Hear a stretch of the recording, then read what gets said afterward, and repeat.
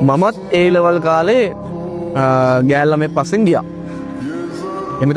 එම ගියා. හැබැයි මොකක්කෝ පෙර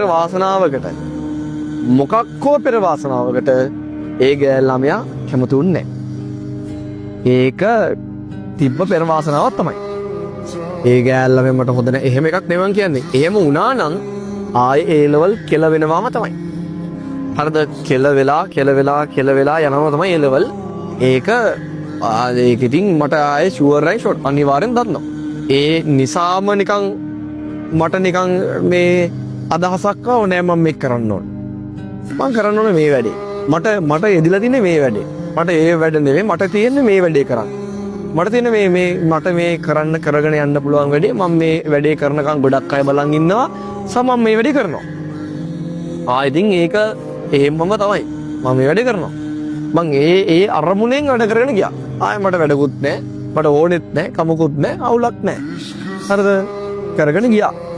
එතකොට කොහොම හරි අවසානයේදී ඒක යම් කිසි බලපෑමක් වුණා සහ තව දේවල් බලපෑමක් මත හැම දෙයක්ම එකතු වෙලා අන්තිමට ඒ ලෙවල් කොහොම හරි හොඳටම කොට දාගත්තා. ලංකාවේ 18 වෙනියා වෙනකන් යන්න පුළුවන් වුණා.